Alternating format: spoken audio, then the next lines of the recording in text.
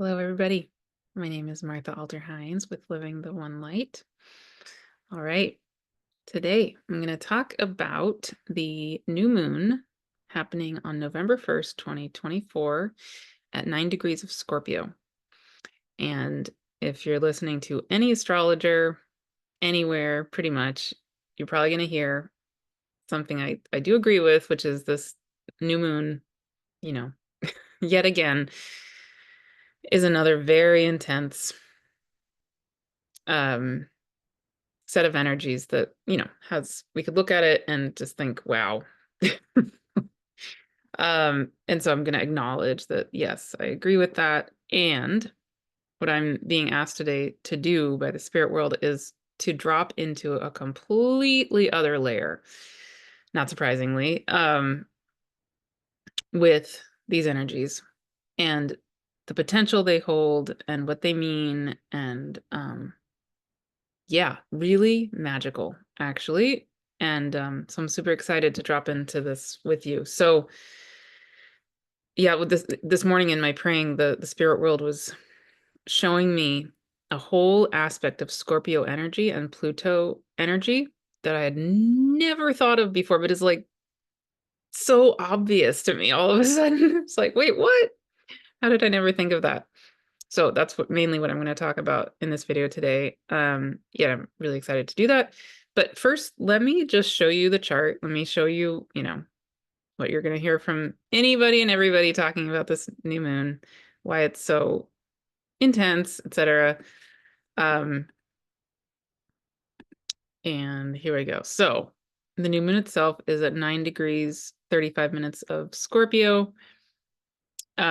Scorpio is ruled by Pluto or Mars. And guess what? Pluto and Mars, both rulers of Scorpio, are exactly opposing each other at the time of this new moon. Fascinating. Okay. And then another thing that draws my attention is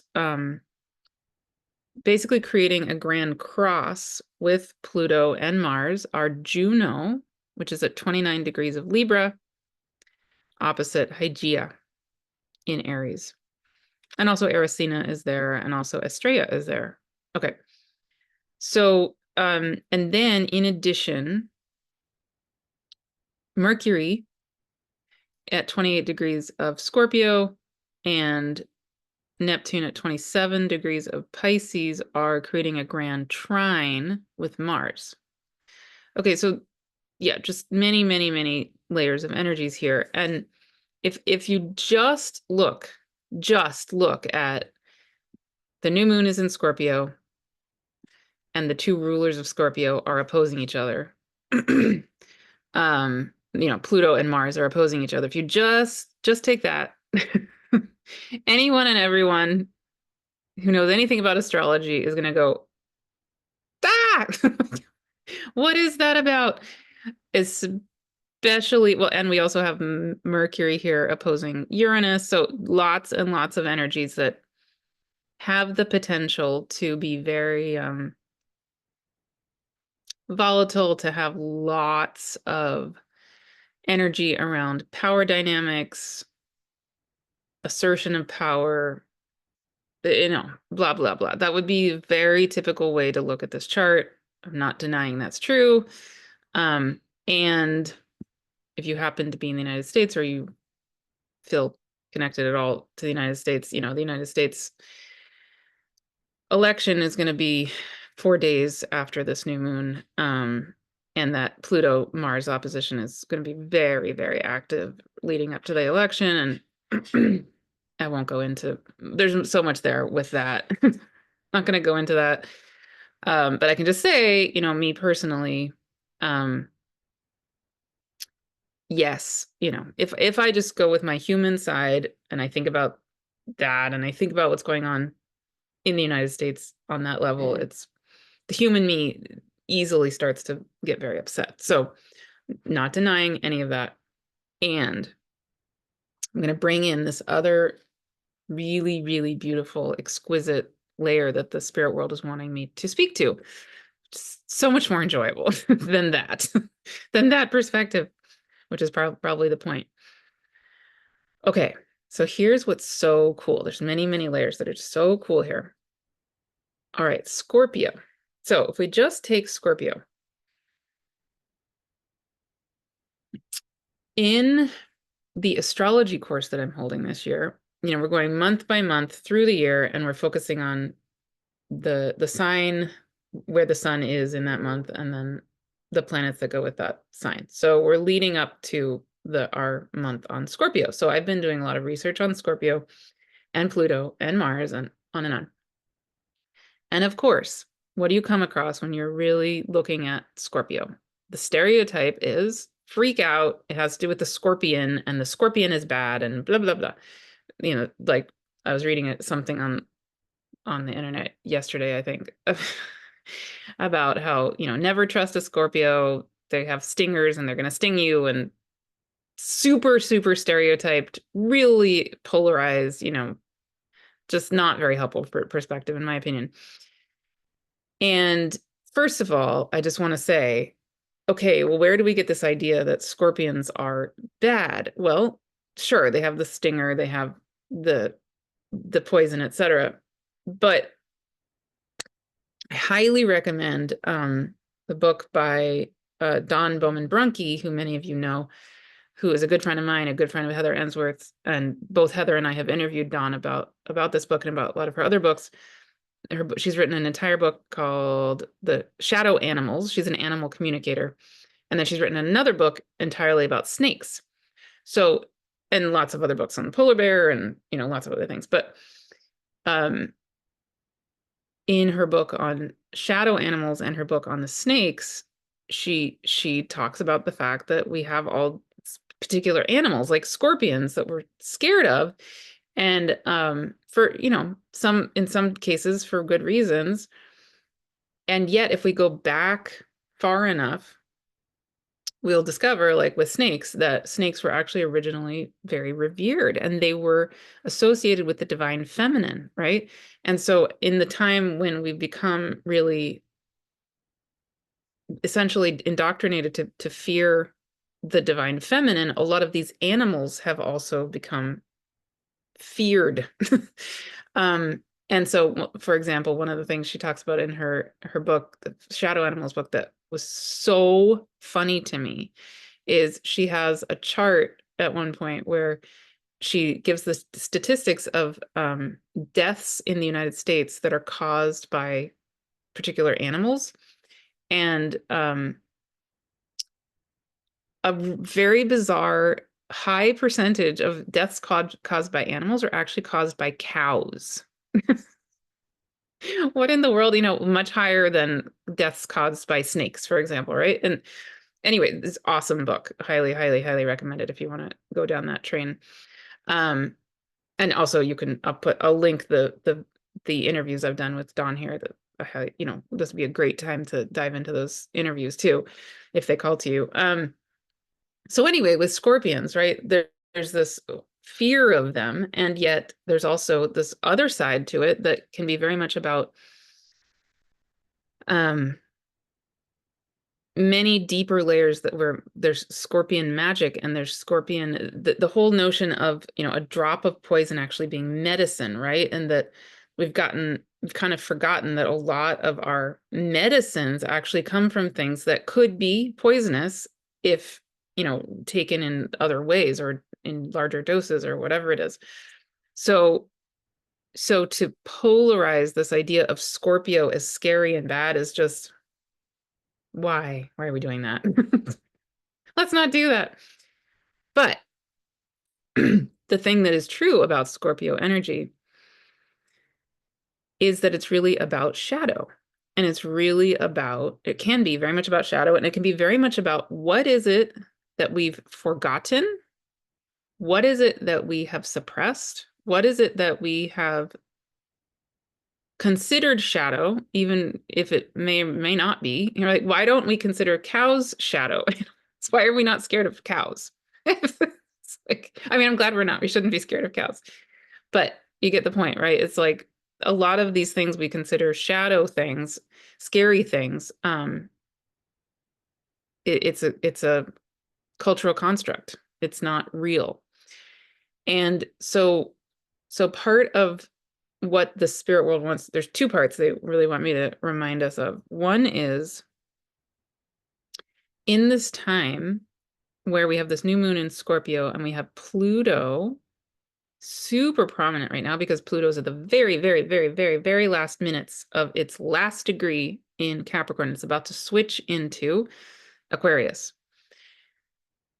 Pluto also has these negative connotations, this, Pluto being mythologically the king of the underworld, associated with death, associated with that underworld journey. We often feel like, okay, if we go into an underworld journey, we're never going to get out. But we know in the cycle of, it's about the cycle of life. It's about, we go down and we come back up. Death becomes life, right? Like that's actually how life works. If a tree dies, it becomes compost that then fuels the next growth. And we have lost that knowing. So when we're in this time where the Scorpio energy is so strong and the Plutonian energy is so strong, the spirit world is saying, okay, well, it's a reminder to remember that these things that have been suppressed, these things that we have forgotten or, actively pushed down, sometimes the energies that are needing to come up are things that have been difficult. Yes, definitely. And that's been happening, like, lots and lots of shadow stuff, difficult stuff, trauma, and things that are ready to be released absolutely have been coming up. And that's part of this process, part of this time, part of healing. And the thing we often forget is like, ding, ding, ding. Another thing that's often forgotten, suppressed, and more in the shadow are actually major gifts, such as, for an example, our intuition. Big time has been suppressed, has been considered taboo, has been considered, like people with strong intuitions have been considered witches or whatever it is, right? And burned at the stake and all of that. And so that whole way of being, which is actually comes with major gifts, just, our own, everyone has this body knowing, our innate intuitive knowing that's just true because we are alive. That exists somewhere in us. It is part of who we are. And that way of knowing has been pushed to the side, created, made into a shadow thing. And it's not. I mean, it doesn't need to be, right? It's actually not scary, and it's very, very helpful. But we've forgotten about it, or we have felt scared to bring it out because it's been ostracized and all of that. Okay. So that's number one, is what they're wanting me to say is, in this time, let's remember that some of these things that could be unearthing, yes, could be things that need to move, that are scary or difficult, or, big truths come up from the shadows that, it's like this terrible thing occurred and now suddenly it's in the light. Yes. But let's also remember, let's look for what are the gifts that have been pushed to the side that suddenly are emerging also. Okay. Then here's my favorite part of what they want me to talk about. Along those lines, so in my praying this morning, I was deep in prayer and I was going into what it is they wanted me to remember and talk about in this video. And they said, it was like almost they were laughing at me. They're like, okay, so you guys think of shadow, as being the stuff that's coming up, ready to be released and all of that. And this whole shadow notion, and Pluto and Scorpio are associated with the underworld. Okay. And then they were like, and then they showed me the earth and they said, well, what do you, if you imagine, if you go deep, if you go down into the earth itself, into the shadow realms of the earth, quote unquote, what do you actually find? And then they showed me, right? And I went, oh my God. Well, what do we find when we go down into the earth? Okay, we find roots. We find crystals. We find minerals and rocks. And we find, I was just sort of letting myself sink down. And I was realizing, wow, we find things like animal habitats under the ground. We find all these connections between the mycelia, the roots, the root systems of the whole planet, the talking between the trees and the other plants, and the microbes of the dirt, the earth. What else? What am I forgetting? We find a whole world that's alive, right? And then, and here's the other part of what they want me to talk about.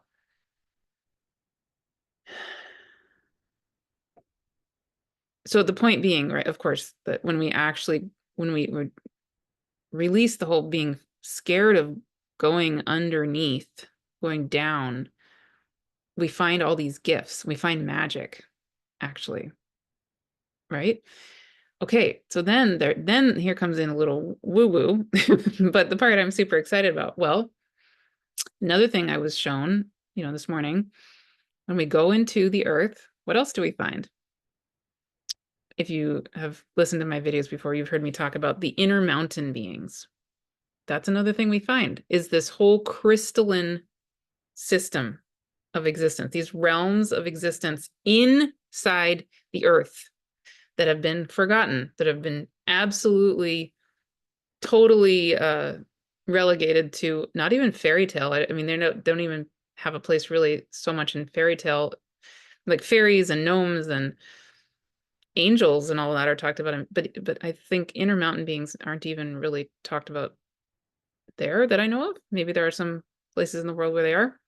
That would be really cool. I would love to know about that if that's true. But so on November 5th, actually, interestingly, 4 days after this new moon, I'm holding a gathering where I'm going to be channeling, and actually it happens to be the day of the US election. I didn't human brain plan that, but it happens to be true. But I'm going to be that on that day at this gathering, which you're welcome to join if you feel called. I'm going to be channeling the inner mountain beings who I have this very strong connection with. And because one of the big, big, big directives, humongous directives from the spirit world for me over the past 6 months, but it's getting stronger and stronger and stronger, is that they are so clear, so adamant that it is our natural way of being as humans to be in continual dialogue and communication with infinite realms of benevolent beings. And that these infinite realms of benevolent beings, who I have very strong, personally, strong connections with, many, lots and lots of different types, and I know a lot of you do as well. They have been hiding on purpose for obvious reasons. It's not safe. Humans have been in a time of not respecting them, etc. Right? So it's scary for them to come forward, but now they are saying that they need to now, because we basically need them. Maybe they need us too. I'm not sure, but they're pretty clear we need them. And that in this time of great remembering, one of the humongous components that is my role is to hold spaces where we can co-remember our connections with them. So this November 5th gathering is going to be one of those times. I'm going to be holding a series of these things over the coming year, actually. But this one on November 5th is going to be the first of those. And So in the one on November 5th, I'm specifically going to be channeling these inner mountain beings. And they want to take us on a tour of their world. And then they want to, in a sense, sort of channel through each person, and speak to each person individually. And so, there'll be time for you, if you want, totally optional, for you to share what comes through for you in like smaller group setting. And then they're also going to channel a healing session for us. So one of the big things that I'm getting told is wanting to come through me over the coming year. And I feel a little trepidation even talking about it, because it's, new for me to be saying these things so openly. Is each of these realms of beings have their own ancient knowing and their own systems of healing. And so actually starting in January, I'm going to be holding a monthly series, which is going to be called something along the lines of healing systems of the infinite benevolent realms. I haven't like gotten the exact title, but it's along those lines, right? So every month I'm going to channel messages from these benevolent realms to bring back a lot of this healing knowledge that has been forgotten. And so in this gathering on November 5th, that's going to be kind of the first time where a lot of that will begin to move through me and you and be shared with you. And then starting in January, I'm going to hold a monthly series that'll be similar. But with, not only the inner mountain beings, with lots of different realms of beings. So if that interests you, that's coming as well. Let me know if that interests you. I would love to know that.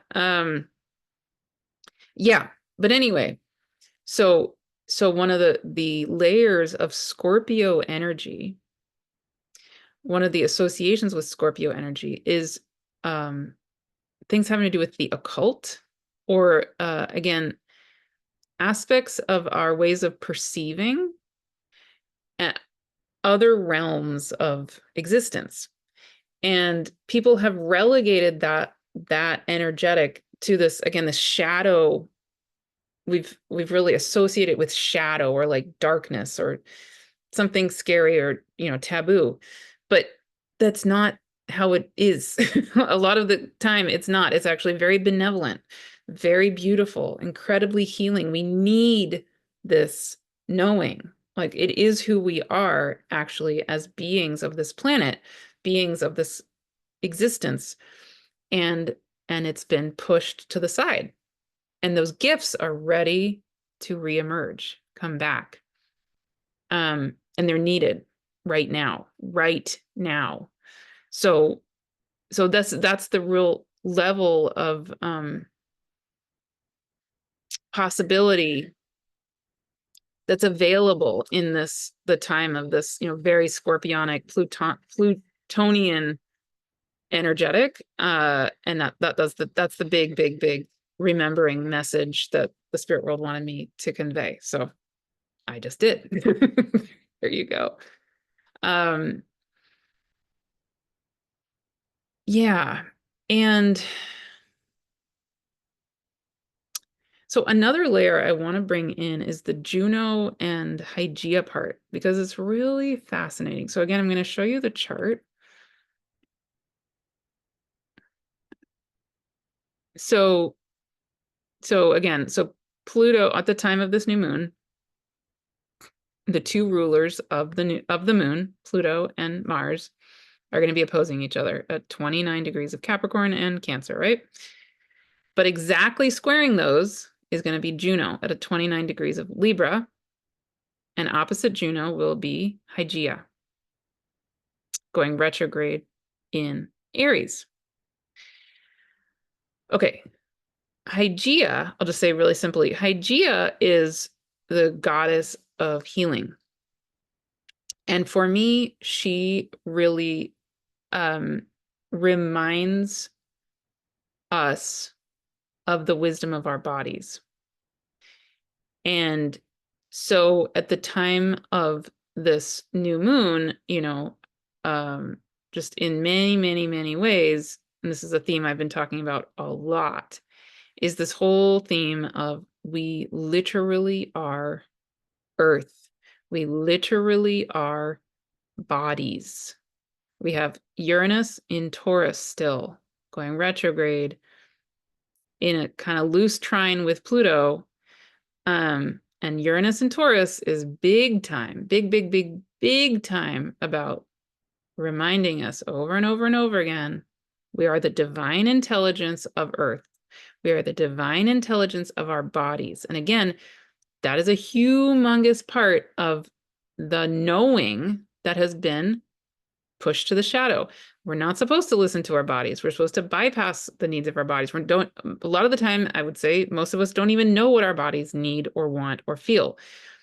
But to have Hygeia here so prominent and in Aries, is very strong energy supporting us to listen to our bodies, to listen to this deeper way of knowing our body knowledge, which is often so much faster, so much more complete than our mental mind brain knowing, right? Like I've said this in lots of other videos too, but as a really simple example, if you put your hand over a flame by accident, what's going to happen? Probably, hopefully, if your hand is healthy, your hand is just going to move away really fast, right?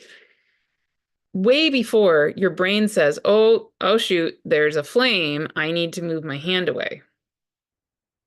What's going to happen is your hand will move back really fast, and then your brain will click in and go, oh, wow, shoot, my hand was just over a flame, but I moved it away before I even realized what was going on, right? That's a pretty common experience, I think, for a lot of us. There's so many examples of that. And when it comes to subtler things, it's much harder for us to honor the knowing of our body. So here's something I would love to invite you to do with me. So I've started reading, I just did a recent video, which a lot of you watched and a lot of you seem to really enjoy, and I'm really, really glad. I really appreciate you telling me that, where I'm going to be over a series of videos, I'm going to be reading the book I channeled a few years ago called Gaia Speaks. And so I'm going to be doing that leading up to Pluto entering, while Pluto is in its very, very, very last minutes of being in Capricorn, and then it'll be moving into Aquarius. And something about the Gaia Speaks feels so important right now. And so what I'm personally trying to be doing in this time, and I invite you to do this with me if you feel like it in your own way,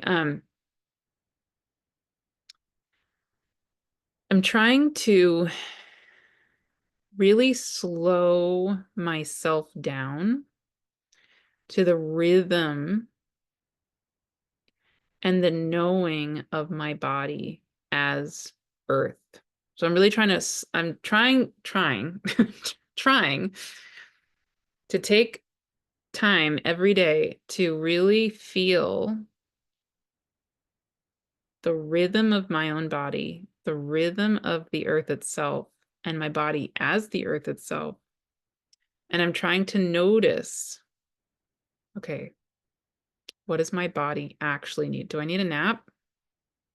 Do I need a particular kind of food? Do I need water? Do I need exercise? Do I need fresh air? Do I need to walk to the beach? Do I need time with a friend?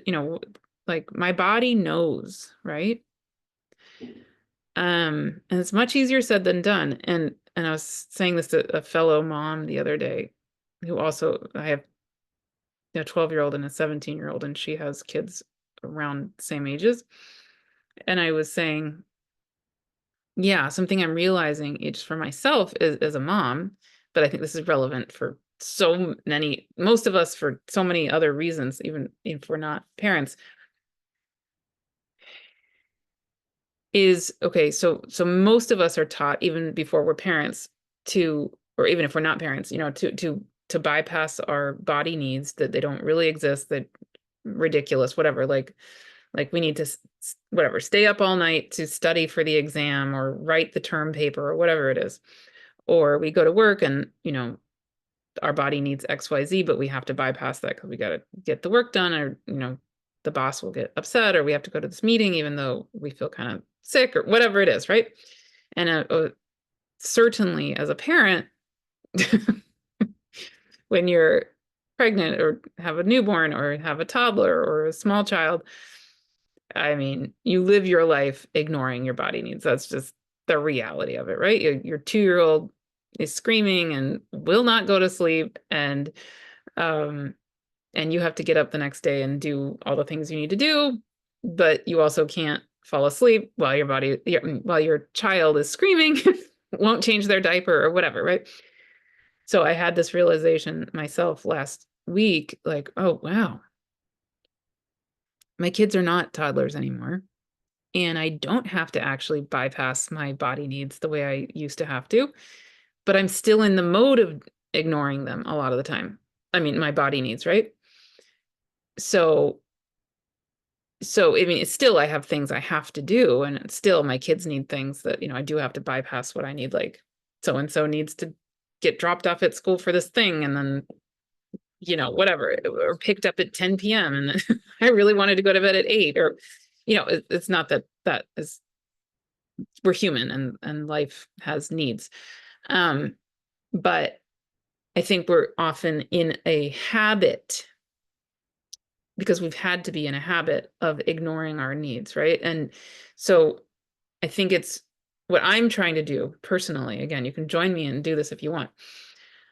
I'm trying to get in the habit more and more and more often of, at the least, knowing what my body needs, and then taking a pause moment and saying, okay, so in the ideal world, my body could have exactly what it needs. Right now, I would be taking a nap, or I would be eating an apple, or I'd be walking outside, or whatever. And I either have the ability to give my body what it needs right now, or I don't, right? And to be able to at least distinguish that, and to take a deep breath, pause for a minute,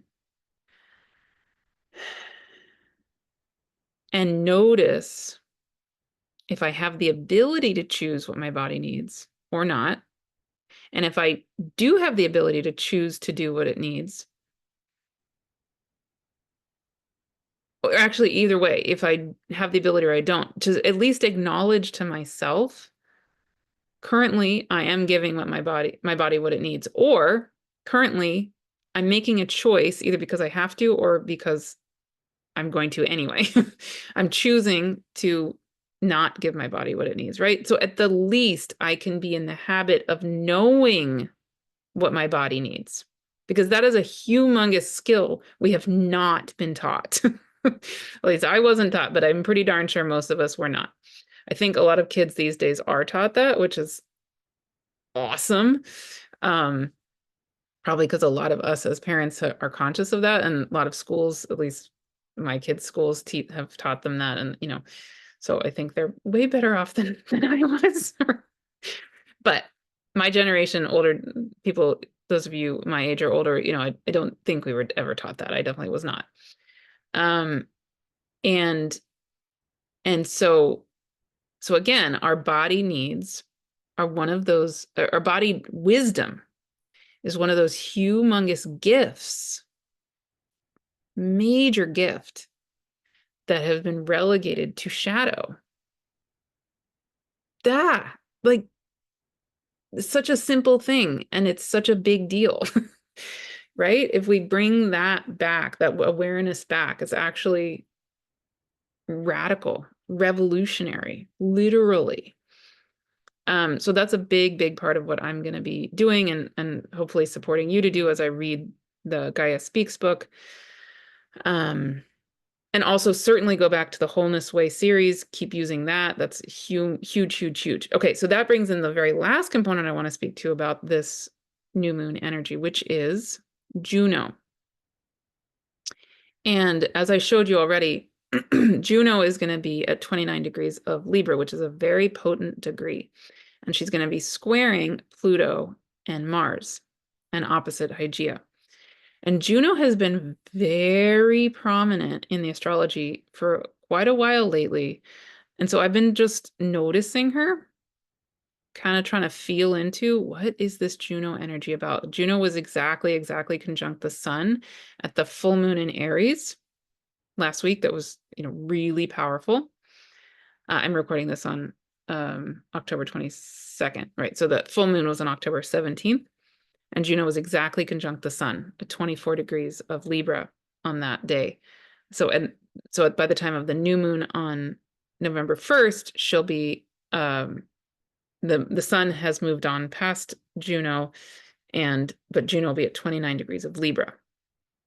Very potent degree, and she'll be squaring Pluto and Mars and opposite Hygeia. So Juno, I've talked about this before, stereotypically in astrology is often referred to as having to do with jealousy, and she's the wife of Jupiter, and Jupiter slept with all these women and men and beings and things, and basically betrayed Juno constantly, and so there's all this strife between them in the mythology, and Juno often feels very jealous and very angry and very spiteful and very revengeful and blah blah blah. Okay, so that aspect of Juno is often what people focus on when they're thinking about Juno, the asteroid. That doesn't resonate for me personally. I can see how sometimes maybe that's the case or true, but when Juno's been aspecting my own chart really powerfully for several months. So again, I've been just sitting with it and being present with it. And I don't have answers I don't think there's ever, one truth to what these things mean. But one thing that absolutely has been coming alive for me in my own relationship with the Juno energy is the inner sacred union. So she's considered the goddess of marriage or sacred marriage. And for me, this past however many months has been life-changingly powerful about my own inner sacred marriage, my own inner sacred union, my own coming into wholeness with my own inner feminine and inner masculine. Absolutely powerful what's been going on for me personally with that. And Juno has been all over the place. I mean, just constantly doing these really profound transits with my chart. So, so when I see her prominent in the chart for all of us, one thing that definitely comes up is this Wholeness Way thing. And the Wholeness Way series as being, again, a resource that's there and it's free for you, and I highly recommend using it. Because I see that Juno energy, I think, partly supporting us to remember the wholeness that we are, to remember the fact that we've been in this time of illusion, of separation, where one of those components of the illusion of separation that's been so alive is the illusion of separation between our feminine and masculine energies, and our feminine and men and women and people who identify as female and male. I mean, just look all over the world. It's pretty stark suffering going on as a result of that sense of separation, etc. Right? And we can even feel that in our own being, probably. So for me, in this time now where I've had this unbelievably powerful experiences, really for the first time in my life, of ever feeling my own inner feminine and inner masculine weaving themselves back together fully. I mean, complete game changer. Yeah, just wow. my whole body, it's the most massive gift. And it's something I'll be holding space for much more, I think, in the coming years. And it's a huge part of the books I'm channeling, Goddesses Speak and the God Speak and Love Speaks. And I know there's gonna be a ton more moving through me and in this community, where I'll hold space for that more and more over time. But I can just say, in my own being, in my own journey right now, essentially I'm being, I think, prepared to channel those books more fully. And yeah, complete game changer, total game changer. My life is just not, I feel totally, completely different having this process going on in me, where I literally feel my inner feminine, masculine weaving themselves back together into the wholeness of me. Yeah, and just one little tiny little kind of side note is Scorpio and Pluto also can definitely be associated with Kundalini energy. Definitely. And one of the things that in my praying this morning, the spirit world showed me is, maybe this is obvious, but Kundalini energy, as it spirals up, one of the roles it's playing is the weaving of our feminine and masculine energies. Yeah. And yeah, that is just a whole topic in and of itself, just really, really, really, really key, and so beautiful that we're being held with this potential to deeply, deeply feel our feminine and masculine energies, basically falling back in love with each other. And whatever our sexual orientation, that's not the point. Like we absolutely can be any and all sexual orientations and have this inner feminine, masculine falling back in love with each other. I've talked a lot about that in other places too, but just want to name that very clearly as not a heterocentric feeling in me. It's a yeah, very inclusive of any and all sexual orientations, and any gender identities as well. Yeah, but the wholeness is the key, that we're coming out of this illusion of separation, where there can be a lot of anxiety, a lot of fear, a lot of strife, a lot of pain, and we're just basically falling back in love with ourselves, and falling back in love with life. And it's revolutionary. Huge, huge, huge, huge. So that's there in this energy as well of this new moon. Yeah. Okay. I hope that helps. I hope that gives a sense of hope, because on this other level, yes, yeah, these energies are very intense. And so so the spirit world is even saying to me right now, but they're saying, but focus on this, please. They're saying, remember the gifts. Like, remember, like, it's sort of similar to that Mr. Rogers quote, right? Like, in times of difficulty, you can either pay attention to the trauma, which is very real, it's very true. You can also look for the helpers, right? So it's similar to this. It's like, okay, in this time of shadow emerging, there could be very difficult things emerging in the shadow, a lot of power dynamics going on. And that's not untrue, but there's also all these gifts emerging from the shadow too, right? Like all these, so much goodness, like gems. Oh, okay. That just reminded me of one other thing I needed to say. So many gems, so many jewels, literally deep inside the earth, that are re-emerging themselves. These beings who are present, who are here, who are with us. They have been hidden and they're here. They are us and we are them, and they're also emerging, come from the shadows, literally, right? So, and okay, so here's the very, very, very last thing I'm going to say. The other thing the spirit world wanted me to say, Pluto. Okay, this is a much longer topic, and I'll get way more into this for those of you in the astrology course when we talk about Pluto. So many cool things about Pluto. And if you're interested in my astrology course, I will be starting it again in February of 2025. Let me know if you're interested. Yeah, I would love to have you if you are. But anyway, bottom line. So we know Pluto was demoted from being a planet, blah, blah, blah. Okay. And Pluto is now considered the first discovered Kuiper belt object. Okay, so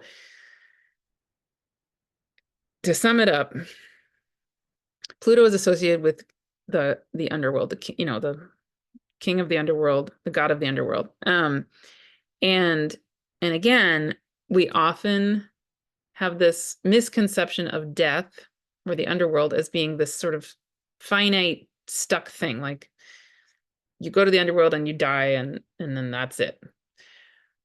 Not true. Like I said, a tree dies in the forest, it decomposes, and it becomes compost for life. So the way that life actually works is that it is a cycle. It is not a finite end thing, right? Like basically nothing ever ends. Like everything we are made of has been here, just recycling itself in over and over and over again in very different forms. Literally, that's true. It's just scientifically a fact. Okay, so then here's what the spirit world also wanted me to say about Pluto, the planet, the Kuiper belt thing. One thing it has done, I've talked about this with Heather Ensworth in a video. I can link to this too. About a year ago, she and I talked about the Kuiper belt and both of our feelings on it. But another way to think of Pluto, rather than thinking of it as being demoted from a planet, well, maybe actually what it is it's a gateway to the Kuiper belt, right? And all these gems, all these jewels of this humongous sphere around our solar, at the outreach, the outer edges of our solar system, with this quantum knowing of these beings. And that's something I've talked a lot about with Kelly Hunter. I talked about it with Pam Gregory, talked about it with Heather. Lots of us really feel the Kuiper belt is just this like quantum realm. And I think it's helping to wake back up the quantum realms of life of all of us. I think our quantum knowing is waking up in general. So I don't know what the chicken and the egg is, but like, I don't know that the Kuiper belt is really causing us to have the quantum knowing, but I do associate it with quantum knowing. Like Celestia, for example, a big time. I feel her as a quantum knowing energetic. Haumea, Makemake, lots and lots of them. But so it's like when we cross through the threshold of Pluto, then we're in that whole realm. Again, not that we can't be quantum when we're even with the sun or with anything. Everything has quantum knowing and quantum reality, but it's not that we go to Pluto and then we die and that's the end. It's like we don't go to the underworld and then we die and that's the end. No. Pluto then has like opened up this whole other world, these gems, these jewels of so much more in the Kuiper belt, right? And then if you go even beyond that, you get into the Oort cloud, which is like Sedna and Leleakuanua. There's just, and it just goes on. And then we go beyond that, and we're beyond our solar system, and we go into other star systems, and we go into other galaxies, and it just goes on. It's fractal, and it goes on and on and on. And it's so beautiful. Like why I don't know, why take a sort of more finite doomsday view of Pluto? It's not about death. It's about the caterpillar who goes into the chrysalis, who becomes the butterfly, right? So anyway, so many things. And the other thing I'll just throw in about Pluto, which I'm going to, again, be talking about much, much, much more in depth in the astrology course. I'm super excited to be talking about this next week in the astrology course is, but just for any of you who want to go down your own rabbit hole with Pluto, Pluto isn't just Pluto. Pluto has 5 moons. And the biggest moon of Pluto, Charon, is half the size of Pluto. So they actually, the way that they orbit, I mean, they're really basically, you could almost call them a binary planet. Charon, like what the astronomers say, is that Charon really could almost be considered a companion dwarf planet. It was almost, astronomers were considering naming it a dwarf planet rather than a moon because it's half the size of Pluto. Imagine if our moon were half the size of the Earth. That's not really a moon. That's like our friend, you know? That I mean, well, I think our moon is our friend, but you see what I'm saying? And another random, very cool thing that I need to feel into much more about, but Charon, this biggest moon of Pluto, because of the way that the orbit of the two works and the way that the Pluto's turning on its axis. First of all, Pluto turns opposite on its axis from the way that the Earth does and most of the other planets. So Uranus, Pluto, and Venus all rotate what we would call backward, quote unquote, the opposite direction that than the Earth, you know, and Mars and the other planets turn. So first of all, it's Pluto's turning the other way from us. But second of all, Charon, its biggest moon, is very close to Pluto, very, very, very close. And it takes 6.5 days to go around Pluto.